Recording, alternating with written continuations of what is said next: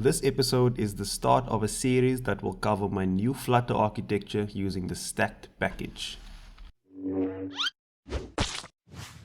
Hey guys, and welcome to the start of the series where I'll be covering the exact architecture for how I build my applications for clients. This video has actually caused me to take that little 2 to 3 week gap because in the time that I usually would make my architecture videos, I was doing research and working on the stacked package itself. I was also figuring out some things in production to make sure that what I'm going to be teaching you is actually going to be usable in production. To give some background to anyone watching this, I released a video about 11 months ago now where I covered my architecture implementation using the provider package only. This video will be linked in the top right corner, but basically what it did was create some base widgets that we'll use to bind our views to our view models. This has been the architecture that evolved into a package called provider architecture. Basically just takes all the views that we create in that first video and puts it into a package. The way that stacked came about is that we needed certain functionalities in production that wasn't easily available within the provider architecture package. And the reason that I changed the name was because I wanted to get it detached from the provider package itself, and so I called the new architecture stacked. Stacked is an implementation of MVVM without the two-way binding. This is the reason that I didn't call it the MVVM architecture package. So how does stacked work? Stack consists of 3 parts only: views, view models, and services. The view is the UI that is shown to the user. Whether it's a single widget or a scaffold that represents an actual view in your application, we will call both of them a view because it simply means the UI that's shown to the user. The view model is the second layer down, which is where you will control all of your logic and all of your state for that specific view. View models don't actually perform any functionality, they just make use of services that implement certain functionalities. That leads us to the final part of the architecture, which is the services. A service in this case is simply just a class and it wraps one set of functionality. One of the reasons we use services is to wrap third-party dependencies so that your code is not dependent on a third party's implementation details. The other and equally common use case is to wrap the functionality of a certain feature in your app into a service. This can be anything from managing your users into a user service or having a post service which will fetch your post, query your post, edit them, cache them locally, and do everything that you require to do in the app that relates to your posts. We'll go into more details about these implementations in the upcoming videos. For now, that's all you'll need to know. There's a few things that are very common when building a mobile application in terms of the architecture. Stacked will only take care of one of those parts of the application. The reason for that is because I wanted you guys to have control over what you use and how you use it depending on your specific requirements for your application. The 4 things that's usually common in a mobile application architecture is the following. The first part is state management. That is what the stacked architecture will take care of. The second thing is navigation. It's a very big part of the app and it has to be considered as part of the architecture. For this, we'll use the get package and the auto route package to remove the boilerplate code for generating all of our routes. The third part of a mobile application architecture, and any architecture usually, is the inversion of control. This is a way to allow you to inject or locate services within other classes without depending on them directly. And the fourth part of this architecture is your data modeling section. This is how you will represent your data and create your data objects within your architecture.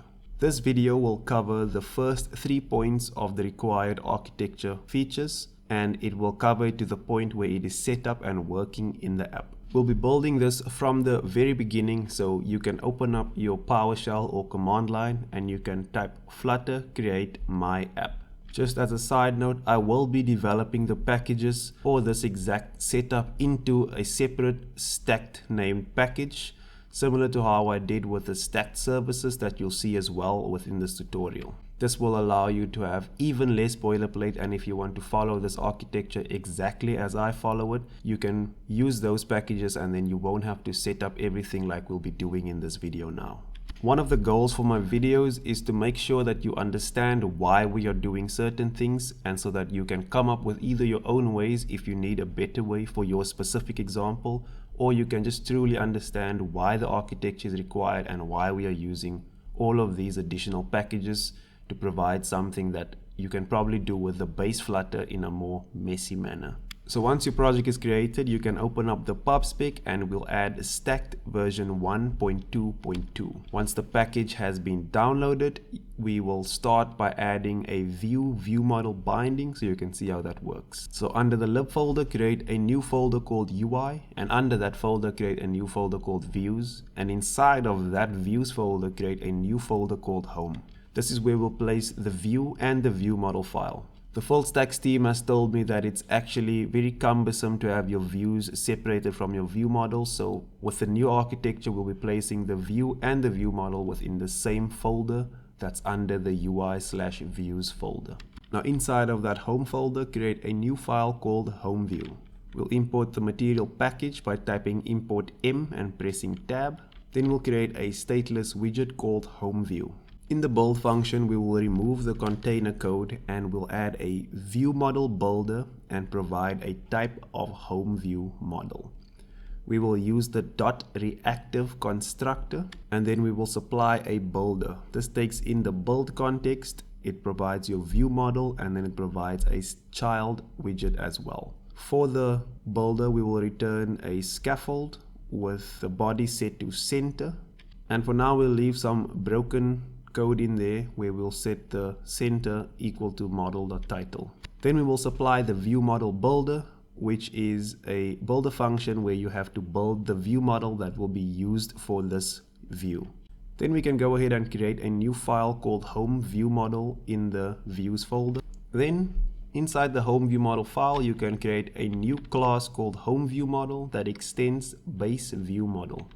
If you now head back to the home view, you can import the home view model. Then you can open up the home view model file and we'll create a new private variable called title, which we'll set to a value called home view. Then we'll create a property getter called title, which will return the private title value. Then back in the home view, we can now go ahead and update that center widget where we will put the child of the center widget equal to text, and the value of that text will be the title from the model.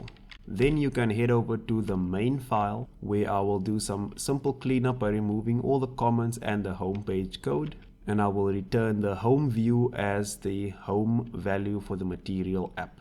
Then I'm going to set up my code editor so that you can see the emulator running next to it, and we will launch this application. Once it is up and running, you should see home view in the center of the screen, which is the title that's coming from the home view model. Now I know that this looks like nothing, but it actually shows you how we are getting the state from the view model and not from the view itself. So how does this exactly help with state management, and how is this a view model binding to the UI? So in the home view model, you have this function called notify listeners. When this function is called, your builder will be rebuilt and the new model with the updated state will be passed through that. This allows you to rebuild your UI again using the new state if anything has changed. So let's do a basic counter example. You know that I don't like counter examples. I always like to show production apps, but we'll do a deep dive in every single episode coming up. So for now, we just want to get the setup done so that we can continue with the series. We will create a private value called counter, which we'll set equal to 0. We'll also expose that as a property getter called counter, which will return the private counter value. Then we'll create a function called update counter, and in this function we will simply increment the counter value and then call our notify listeners to rebuild the UI. Then back in the home view, we can now add a floating action button to our scaffold, and for the onPressed callback we will simply supply the update counter function. Then back in the home view model, to see the changes, we will change the title getter to include the counter value as well. Now when we click on the floating action button, it should increase the counter and rebuild the UI. And because the UI is being rebuilt, it now shows the latest counter value. This is basically everything you need to set up the view to view model relationship in the stacked architecture. Now the reason that I like this is because it is much closer to the interaction of the UI than, say for instance, something like Block or MobX, which goes through a separate stream and then is handled in a separate way. What I like about the mobile architectures is that it feels like you are actually touching the application, and I want that relationship to reflect within the code. So in my mind, when I look at code and I want to see something happening, when I tap a button, I expect the tap button action to be called directly instead of sending something that's going to be processed by a different controller, which will then create a new event, which will then send that back to me and then have to process that event, which will then do the UI update. For everyone that's been asking why I don't want to make videos about Block, that is the exact reason. It doesn't feel like I can go ahead and read the code and figure out exactly within the one line that I'm reading what's happening in my code base. There's a small difference between me and other technical developers, and that is the fact that I actually care more about the readability and the maintainability of my code than I do about the elegance or the technicality of the architecture solution at hand. What I expect in my code base is when a function is called on a view model, that is what happens. No extra pathways, no extra overhead, no additional functions to be created. Simply, you call the model, it updates the model, and then you're done. I told myself that I won't talk about why I don't like Block, but I felt like it's important in this video so that you can compare that with what you expect in your code base. This is after all exactly how I build my applications, because it makes me happy, because I have to work in this code every single day. If you don't like this, you definitely should not be using it. Okay, well, I'm done with that rant. Let's go on back to the stacked architecture. The same as you have the reactive constructor, you also have another constructor called non-reactive. When you use the non-reactive constructor, the builder will actually be used as a static child after the first build. It will never be rebuilt again, and so your UI won't update. If you watch the responsive UI tutorials that I made, this has a very specific use case where the children in the lower edges of the builder will be the ones reacting to the changes and not the top view itself. For now, that's all that I'll share about the stacked architecture's view to view model setup. Let's go ahead and create the navigation setup for our architecture. The first thing we'll need is an actual view to navigate to. So you can copy the home view and the home view model files, then create a new folder called startup within the views folder and paste the home view and home view model files in there. Then you can just go through them and you can rename everything that's called home to startup. And once that's done, we can start the navigation implementation. You can go to your pubspec.yaml file and we'll start adding the packages for navigation. The first package that we'll add is the auto route package. This will generate the onGenerateRoute function that we used to write by hand, as I've shown in this video linked in the top right corner. The second package we'll add is the stacked services, which I'll talk about in a little bit. To complete the setup for the auto route package, we have to add the build runner, and then we also have to add the auto route generator. Those two dependencies will be dev dependencies since they are not required in the application itself. Now, if you open up the auto route page, you'll see the basics of what we'll be using, and we won't do anything more than what they show in this example on the README. If you're using this package, you should go ahead and read that README file so that you can know how to use it properly. Within the lib folder, we'll create a new folder called app. This will contain all our global application files that will be used throughout the entire application. Inside that app folder, create a new file called router. And inside that file, we'll start off by calling the @material auto router annotation. Then we'll create a new class called $router. And the $sign is very important because the router that's generated will be the one without the $sign, which is the one that we'll be using. Then we can simply add the startup view type, and we'll give the property a name, startup view route. We can do the same with the home view, and we'll give the property the name of home view route. These properties will generate the route names as well as the onGenerateRoute cases for when we supply these names. We'll annotate the startup view route with the initial annotation, and I'll show to you in a little bit what this does as soon as we run this build function. To generate the code, you have to run flutter pub run and then pass it the build runner and call the build command on that package. Once the build action has completed, you will see that a new router.gr.dart file has been generated. At the top, you'll see your routes, which you can now see that the startup view route has just the / and not a name in it. This is how we indicate that it is the initial route. And then we also have the onGenerate route, which is the function that we use to type by hand whenever we get a new route in the code base. That is the only two things that we'll be using from the auto router. The rest will be handled by the get package. Head over to the main file where we'll set our initial route equal to routes.startupViewRoute. And then for the onGenerateRoute function, we will construct a new router and then pass it the onGenerateRoute function. So if you've watched my navigate without context video, you know that I like to do my navigations directly from the view model. For that, we have to make sure that we don't need the context and that we also have a service that we can call within the view model to navigate to a new view. So I've built some basic services which is in the stacked services package, but to properly use that, we actually have to implement part 3 of our architecture first, which is the inversion of control part of it. For that, we will be using getIt. And in addition to getIt, we will use injectable, which is a package that generates all of the injections for getIt as you mark it throughout your application. Since it is a generator, we have to go ahead and add the injectable generator package to the dev dependencies as well.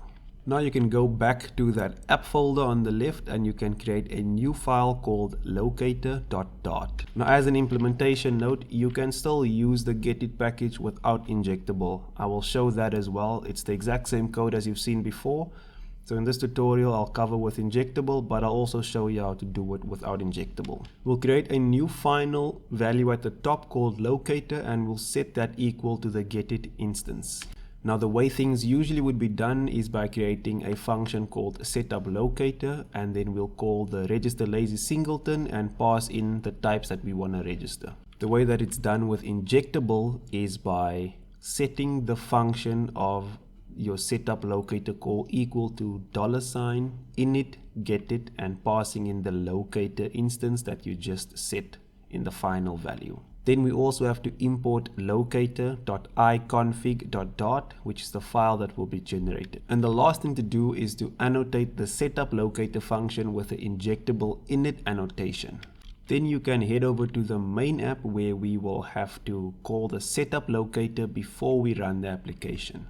So that's all that we need for the inversion of control setup. The last thing now is to make sure that you understand how to register third-party libraries and services with your injectable locator. So I've been developing this package called Stacked Services. Well, not developing, I just started it as I released the stack package. But I'll be placing all the services that I use in production within this package because I use it throughout all of my applications. Now in this package, there's a navigation service, a dialog service, as well as a snack bar service. Since we want to register that with our locator, you can either do it the old-fashioned way, which is by calling locator.register lazy singleton and then passing it the type of navigation service which you can get from the stacked services.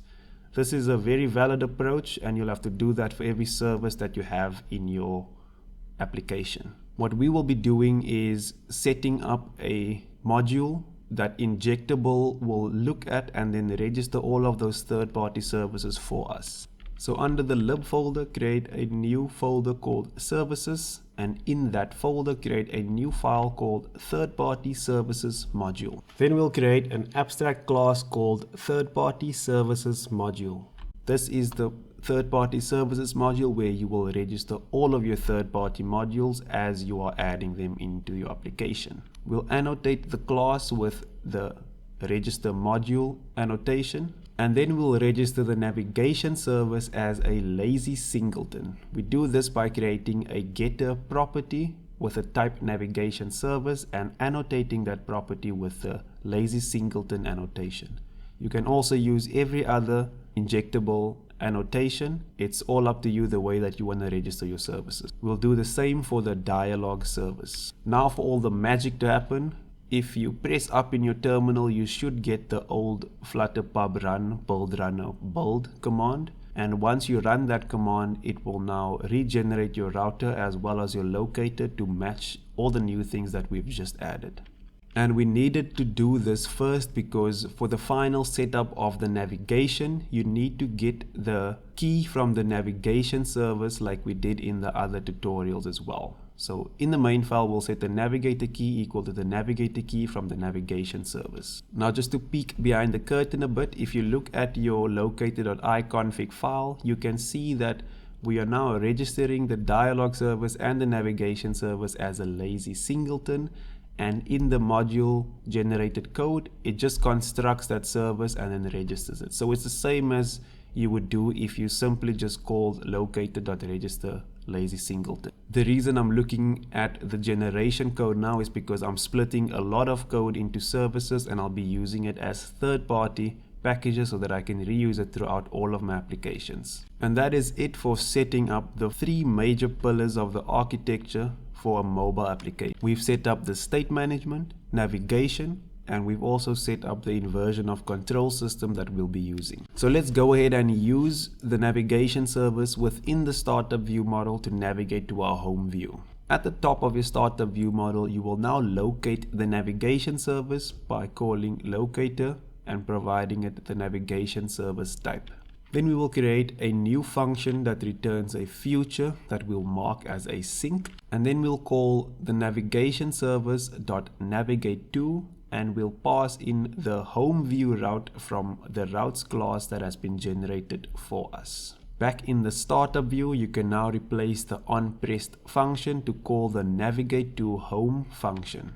If you run this code now and you click on the floating action button, you'll see that we navigate to the home view directly from the view model. That is what I want, so the UI will never have to do any navigation directly. It will all be done in the view model as logic completes, and where logic is being determined, that's where we'll do our navigation as well. That is it for the base setup for the architecture. Now we can go ahead and build the rest of the application in the rest of the series. The stuff that you can expect is to see reactive services, which will allow two different view models to react to the same event from one service. That's just one of the improvements that we've made in the architecture, and I'm very excited to show you how to handle a lot of common functionalities quite easily within the stacked state management setup. I have about 4 to 6 episodes planned depending on how I structure the rest of the series, but I'm very excited to share it with you as I think it'll help improve the current applications you're working on by quite a lot. Thank you guys for watching, and I'll see you guys next week.